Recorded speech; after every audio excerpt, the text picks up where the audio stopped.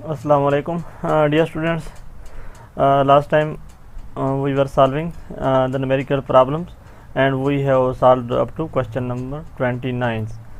In this, we will solve from question number 29, which says that an automobile driver traveling down with an 8% grade. 8% grade means this is tan theta ratio of y over x, and to remove the percentage we need to just to divide by 100.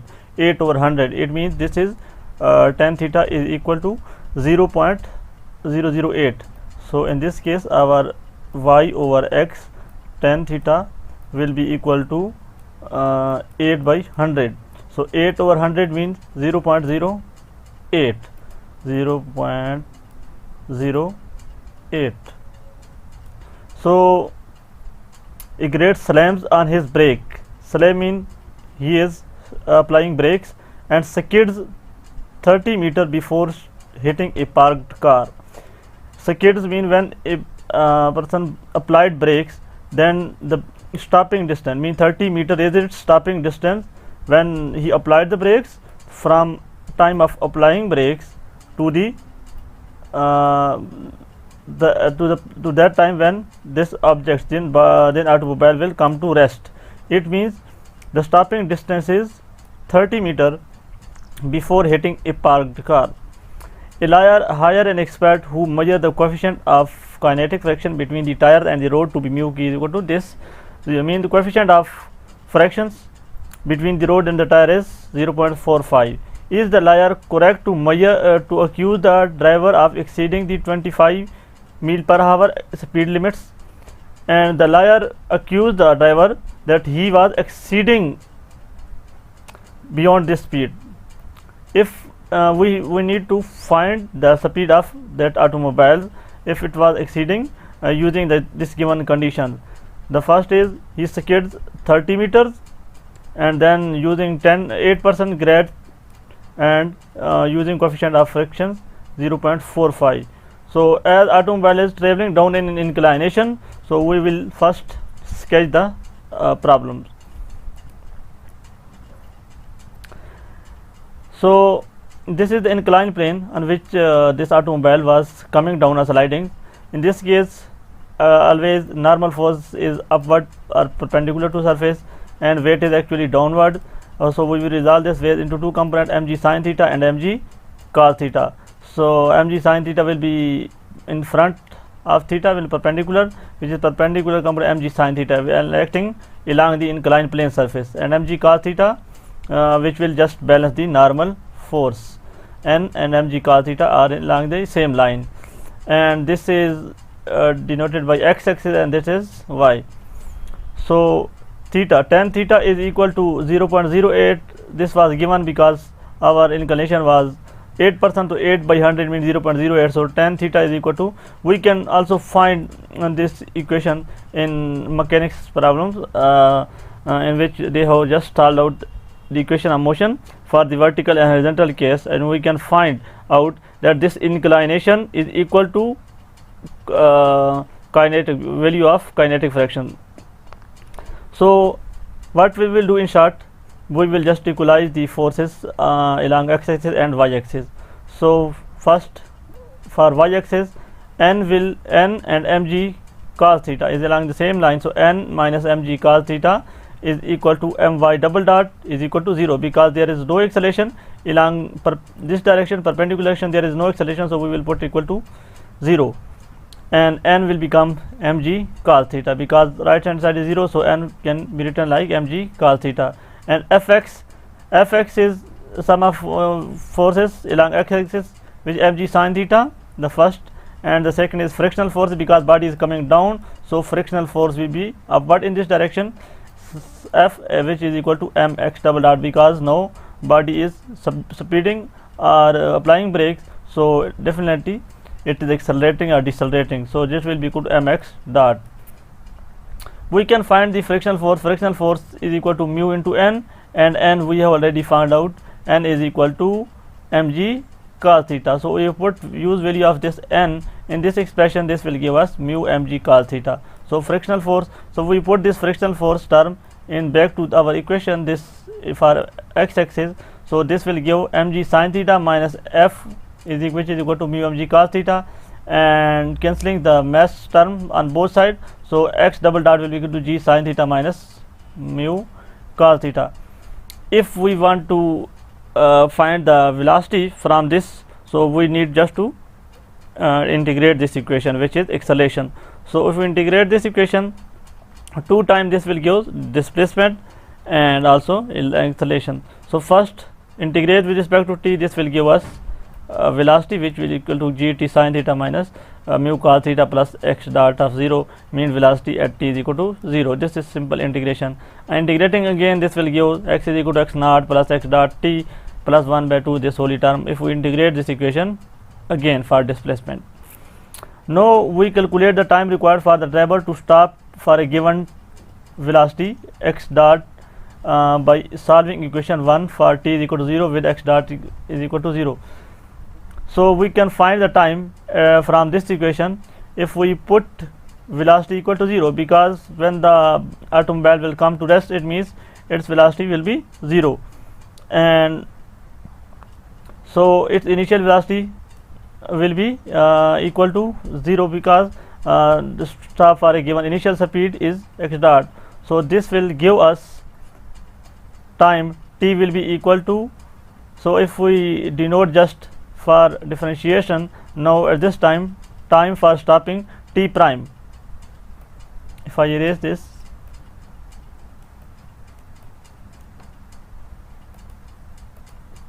so if I put this velocity term is equal to 0, because body is coming to stop, and writing this t as t prime just for differentiation, t prime will be equal to minus x dot over all other term, which will be divided on the left on the right hand side. So g sin theta minus mu cos theta whole power minus 1.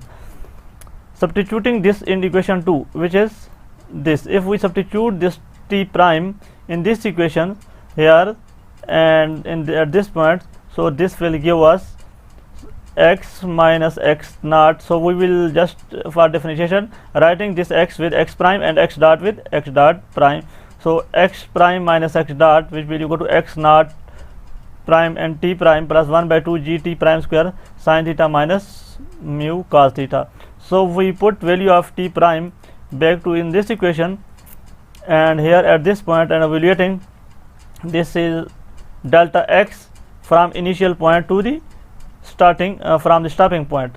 So this will be given the total covered distance or skid distance, and also if we put this value of t, this will be arranged like this, just putting these values and simplifying. So delta, again we will take some LCM, and this will give x dot square common and over 2g, which will equal to mu cos theta minus sin theta minus 1.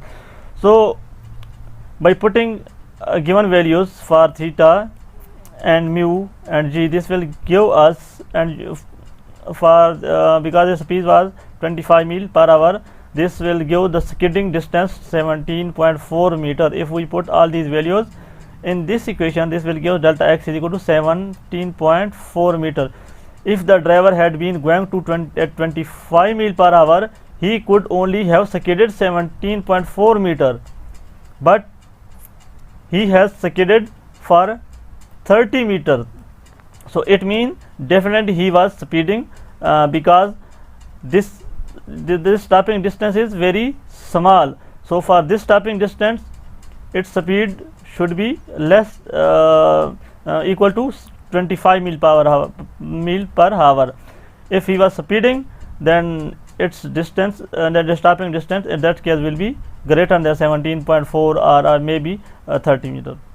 So how fast he was going, delta x is greater than gives x dot. If we put delta x is equal to 30 meter in this expression, this will give us this speed, because mu is given, theta is given, and g is also constant. So if we put delta x is equal to 30 meter, which was its skidding distance or stopping distance, so this will give us a speed which is equal to 32.9 mile per hour. So actually his speed was 39.9 32.9 mil per hour, not 25 mil per hour. So the lever was correct. Another questions, which is question 32 of the Marion box, which say that two blocks of unequal mass are connected by a string over a smooth pulley as shown in the figure. If the coefficient of kinetic friction is mu k, what angle of inclination allow us to move at a constant speed? At constant speed mean we will have a zero acceleration. So if we look back to diagram, in this case this m is vertically downward and 2m is on inclined plane. So the forces on the hanging mass will be tension in upward directions and weight is downward, so tension minus mg will be equal to ma, and if we find out this t, so tension will become t into is equal to mg minus a. So for the inclination we can resolve this weight into two components because weight is actually acting downward, so this will be mg sine component and this will be mg cos component. So just like the previous problem, this normal force will balance the 2mg cos component, and tension is in this along this direction, frictional force in this direction, and mg sin theta is in this direction. So if we just add the forces, so n will be balanced to mg cos theta, which will be equal to my double dot. My double dot is equal to 0 because there is no acceleration along the inclination which is perpendicular to surface. And so now this will give normal force is equal to mg cos theta, just if we took this to on the other side. The equation of motion gives F is equal to mu k into n is given, so putting n in this equation, this will give 2 mu k mg cos theta. So, and equation along the inclined plane, T minus 2 mg sine component minus frictional force is equal to m into a. If we put value of T from this equation, tension is equal to mg minus a, and substituting at this point T, so this will give mg and an ma. So if ma will go on the other side, this will become 2 ma minus 2 mg sin theta minus 2 mu k mg cos theta. Remaining all these term will be remain same. So as we know that our objects was moving with the constant speed, so we will put acceleration is equal to 0, and this will give us a quadratic equation. If we just arranging this term, so sin theta plus mu k cos theta, and put this cos theta using trigonometric identity, this will give us 1 minus sin square theta. So this becomes a quadratic equation, and we can solve this for sin theta. This is x square and this is x and another 0 order containing x. So if we use quadratic formula, this will give us sin theta is equal to 1 plus this. This was the required answer. We can find the value of theta if we are given mu k, and this sign will go to other side, which will become sine inverse. Now look for question 34, which says that the particle is released from rest y is equal to 0 and fall under the influence of gravity and air resistance. It means gravity is acting and air resistance. Find the relationship between v and the distance of falling y when the air resistance is equal to alpha v, and the second case this is proportional to beta v square. So we need just to evaluate this for vertical distance and its velocity. So taking these conditions one by one, in the first case frictional force is proportional to alpha v. So if we write equation of motion for vertical downward motion, so my double dot, which can be written like m delta v over delta t, is equal to mg because weight is acting downward when the body is coming down, and frictional force is acting upward. So this will, we will write this term with minus alpha v, just using just adding this equation of the forces which are acting on the subjects. If we rearrange the terms for same variable, so delta v will be equal to mg minus alpha v and delta t. If we integrate this equation, this will give us minus m over alpha log of mg minus alpha v is equal to t plus c. We can integrate this equation very easily because we have done it many times, so we do not need to solve this again with detail. Evaluating c using the condition v is equal to 0 at t is equal to 0, because when t was 0, so its velocity was 0, it start its motion with velocity 0 velocity. So this will give values of this integration constant. So putting this integration constant back to our equation and rearranging for t, this will give t is equal to minus m over alpha log of mg minus alpha plus m over alpha and this term. So if we using some mathematical operations, this will give us minus alpha t, because if we can take this m over alpha common from these both equation and taking anti-log on both sides, so taking exponential of both sides and solve for v, exponential minus alpha r over m is equal to 1 minus alpha over mg. So if we see for another steps, because we need to evaluate for velocity and displacement, so taking anti-log alpha v over mg will be equal to 1 minus at over m.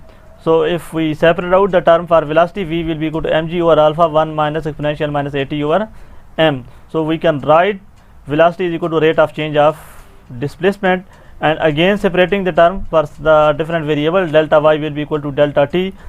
If we integrate this equation, this will give y is y plus some integration constant, and mg over alpha is constant term. So if we integrate this equation, this will give t plus m over alpha exponential minus at over m. We can evaluate again this integration constant using this condition, vy was 0 when t is equal to 0. So this will give us integration constants which is equal to mg over alpha and to m over alpha. So this will become m square g over alpha square. If we put back this constant to this equation, this will give y is equal to mg over alpha minus m over alpha plus t and this terms, because we need to just rearrange this term. Solve this equation and substituting in our back equation, 1 minus alpha over alpha v over mg is equal to my exponential minus at over m. If we find out values for t, so putting this t in this equations, we just borrowed this equation from the previous step. This 1 minus alpha v over mg exponential minus at over m is just we have done previously, because we have used this equation, exponential minus alpha t over m is equal to 1 minus alpha over mg.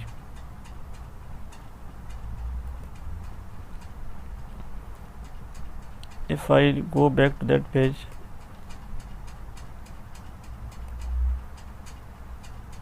yes, so if we rearrange this term and find out for t, so putting this t in this equation, this will give y is equal to mg over alpha minus m over alpha plus this whole term. If we applying mathematical operation and simplifying these whole terms, so this will become minus alpha m over alpha v plus mg over alpha log of 1 minus alpha v over mg.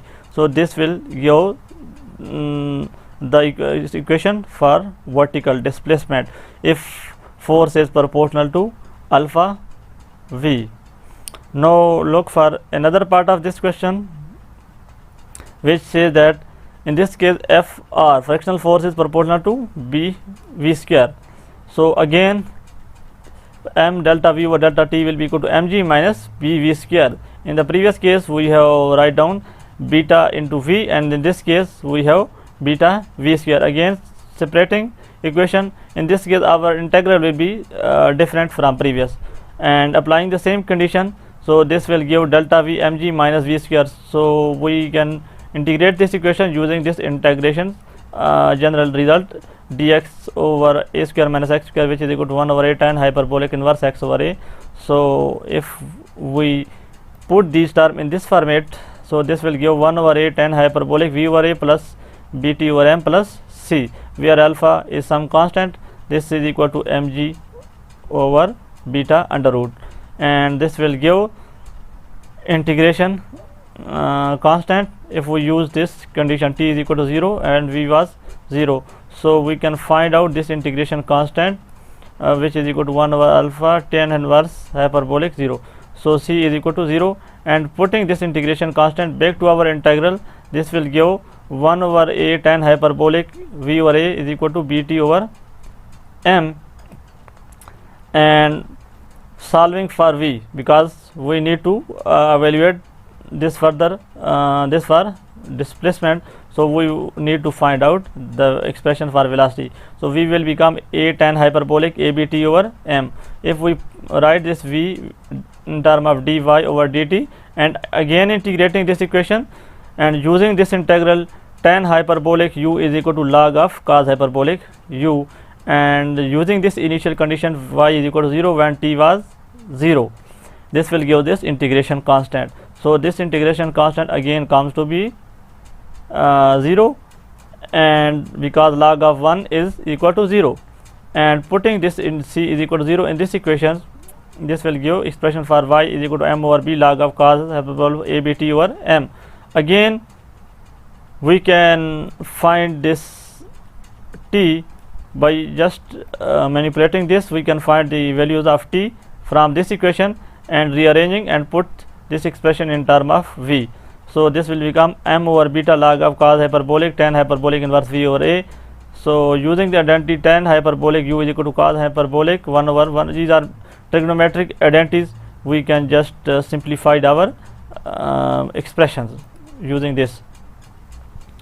So if we put these values and using this trigonometric identity v over a is equal to beta v square and mg, and using the condition, we say that our expression will be simplified y is equal to minus m over 2 beta log of 1 minus beta v square over mg. These are just mathematical operations, not so complex, and we can easily perform and put this expression in term of this trigonometric identity formats. Now let's solve for question number 27, which says that a particle of mass m has speed v is equal to alpha over x, where x is displacement. Find the force f of x responsible for this velocity. So v is equal to alpha over x. If we differentiate this equation with respect to x, so delta v over delta x will become minus alpha over x square, and we know that delta v over delta t is equal to delta v over delta x over delta t. If we use chain rule, so this will become delta v over delta x and to v.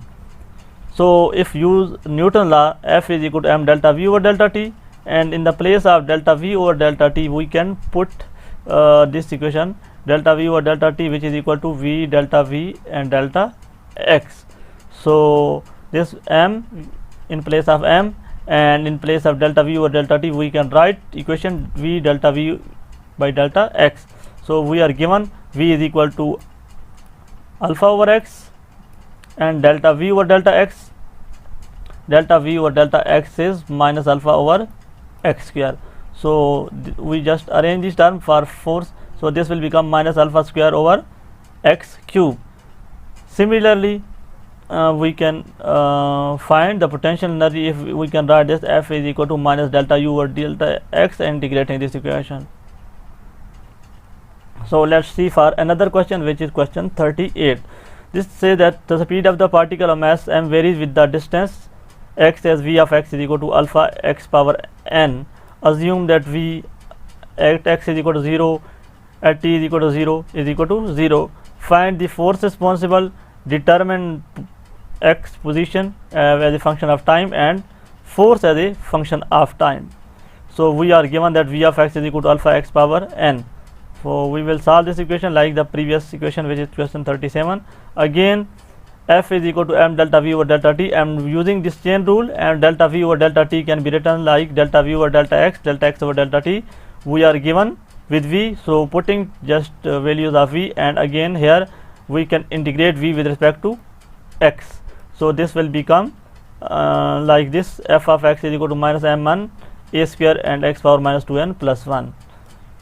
So we can find out force like previous. So this was like the previous question. So look for a second part of this question, which says that determine x of t and f of t. So we need to find for x of t. So v of x is equal to dx over dt. V is given ax power minus n.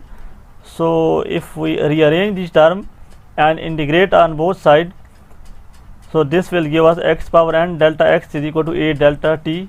So delta x and delta t, separating these variables and integrating, we can find this integration constant using the initial condition. So this will give us equation x power n plus 1 is equal to n plus 1, and we can find out the expression for x which depend upon t. So this is x which depend upon t, because t variable is appearing here. So substituting this x of t into f of x, because here if we put this values of x in this equation, so we can find f of x. So we can just find out, so this will become minus n alpha square and n plus 1 at. Just we need to rearrange this term. If we put this x in place of this x, so we will have f which will be function of t now, because now we have replaced the x with t variable. So this will become f of t. We need just to put this value of x in place of this x.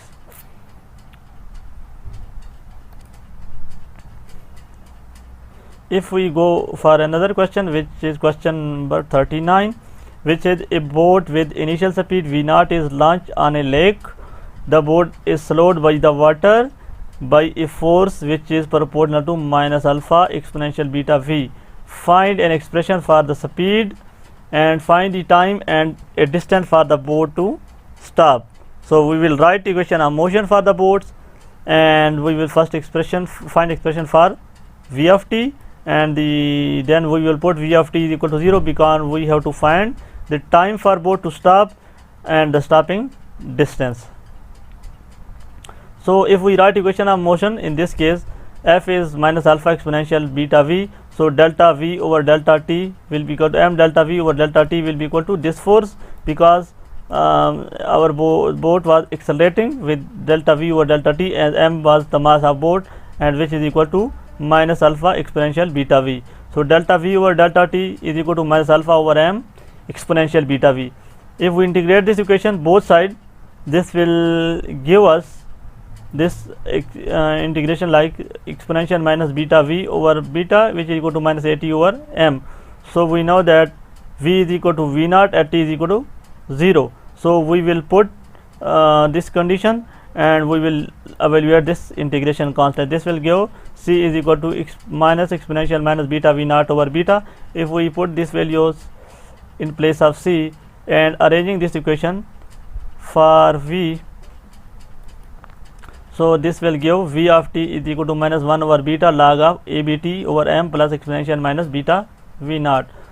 So we need to find out that time for when velocity is equal to 0. If we put this v is equal to v of t is equal to 0, this is the question, part b of this question. If v is equal to 0, then we need to find that time. So we will arrange this equation and put this equation to equal to 0 and find out the expression for t, which will be t is equal to m over alpha b 1 minus exponential minus beta v0. And from a we can find the distance, stopping distance. If we put this time in this expression and just writing this equation, v is equal to delta x over delta t, and integrating these terms using this formula log of ax plus b is equal to ax plus b over a log of ax plus b minus x, and evaluating this integration constant using this condition x is equal to 0 at t is equal to 0. So you put x is equal to 0 when t is equal to 0. So all this will give this integration constant v0 over m alpha b exponential minus beta v0. Putting this back to our equation, this will give m v0 ab minus this and this whole complex term. We need just to write this term like similarly, because we need to arrange this term. So this is the expression for t. Now substituting the time required to stop. We have already find out the time to stop the boats. So t is equal to this was the stopping time. So we need to put this time in place of this time. So we will put this time expression in this equation. This will give us the stopping distance expression. So this is the distance which the boat will cover to stop from a given velocity. So I will stop at this point and we will discuss the remaining problem. If you feel any difficulty, you can discuss with me and email me or write me in comments.